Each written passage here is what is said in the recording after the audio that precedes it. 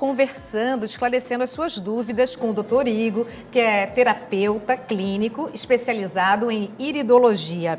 Então, a gente estava conversando antes do seu João. João.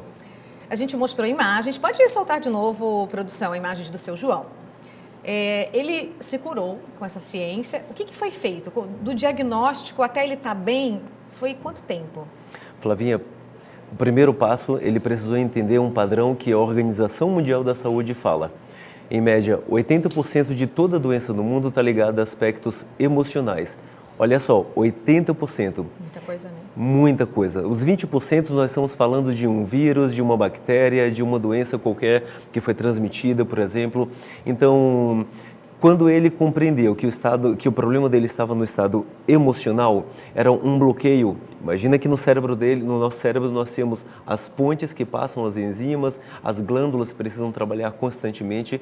Então, um bloqueio, um trauma, um disse-me-disse, uma fofoca de alguém que lhe afetou, qualquer coisa no dia a dia, o término de um namoro, alguma coisa do tipo, ou vai causar um câncer, ou vai causar uma psoríase, ou vai causar uma fibromialgia, por exemplo, que se dizia não ter cura. Então, nós mostramos para ele a realidade da doença dele, 12 anos convivendo com isso, sem poder sair de casa, tinha que sair de manga comprida, com boné, ninguém podia ver o corpo dele, o mau cheiro constante, sem poder dormir com a esposa, por exemplo. Então, quando ele compreendeu o motivo real, que era o bloqueio, nós fizemos o desbloqueio. Essa é uma técnica que é chamada de técnica Eiger.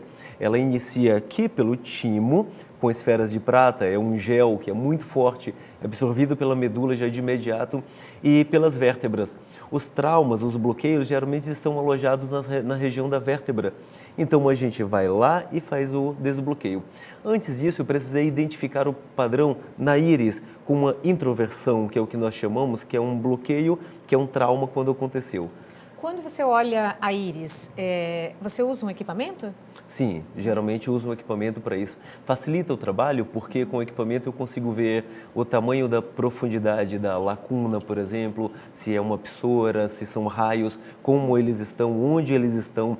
Dá para observar aqui com uma lanterna, por exemplo, mas com o equipamento Ai, gente, é muito ele está me analisando, ó. Mas é muito mais preciso. Que medo! Que medo! Né? Às vezes a gente não vai no especialista porque a gente não quer saber. Chega um momento em que a gente para de observar quando não é o trabalho.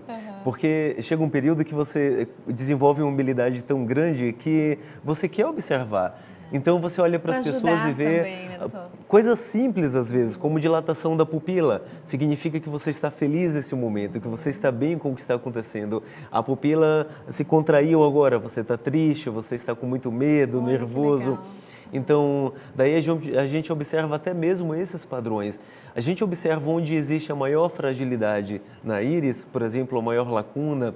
Já dá para observar se tem problemas de pele, se tem problemas de alergia, por exemplo. Então, tem algumas coisas que são muito fáceis de notar. Igor, você é médico, né? Sim. Mas o profissional que trabalha nessa área, ele precisa ser médico ou alguns não são? Não precisa. Nós temos um problema sério nessa relação. Por exemplo, na iridologia, eu uso como arma a meu favor a iridologia, a naturopatia, o ortomolecular, a programação neurolinguística, porque é importante nesse padrão que a Organização Mundial da Saúde deixa claro que 80% das doenças estão ligadas a aspectos emocionais. É bom que procure uma entidade séria. Sinto dizer que as pessoas começaram a mistificar muito a ideia da iridologia, que parece que você tem uma bola de cristal que consegue ver tudo na vida. Não. Tem comprovação científica. Vi casos em que as pessoas olhavam através da íris e já estavam dizendo, você tem um câncer. Não, às vezes você tem uma tendência por um excesso de acidez e que aí agora você precisa estudar um pouco mais para saber que mineral usar. Em algumas situações, por exemplo, a minha primeira especialização foi para exames de vista. Então, é muito fácil verificar se o paciente já tem um catarata. Mas eu não faço a cirurgia de catarata, não faço o implante da intraocular. O que eu faço ali já encaminho para o oftalmologista especializado para fazer essa cirurgia. Esse trabalho é importante. Está com um pouquinho de tempo, eu quero mostrar, antes da gente encerrar, o seu Valdeci. O que aconteceu com ele? Seu Valdeci é um homem de muita integridade. um bom homem, mas de repente ele tem as casinhas dele de aluguel, tem o trabalho dele e de repente ele foi ofendido por um dos seus inquilinos. Mas para uma pessoa que é uma pessoa muito honesta, muito correta, que veio de uma época em que não está acostumado a ouvir essas situações, ele desenvolveu esse problema que nós estamos vendo na tela aí. E melhorou. Então, sim, olha só como o resultado. Na segunda semana ele teve um resultado. A gente observou que ele estava com um excesso de acidez no sangue, algumas glândulas como a pineal, a pituitária, já não estavam trabalhando como deveriam, então a glândula tireoide, por exemplo, já estava afetada também. Então a gente usou, nesse caso, só o desbloqueio e depois os minerais para acompanhar, para induzir o tratamento. E é interessante que ele chegava no consultório todo dia e eu estou me coçando, ainda não está melhorando. No quarto dia ele não foi, no quinto dia ele não foi, no quinto dia ele foi para agradecer porque já estava melhorando. Muito obrigada pela participação hoje aqui do Ver Mais. Eu que agradeço, Flavinha, e agradeço a todos. Obrigada, doutor.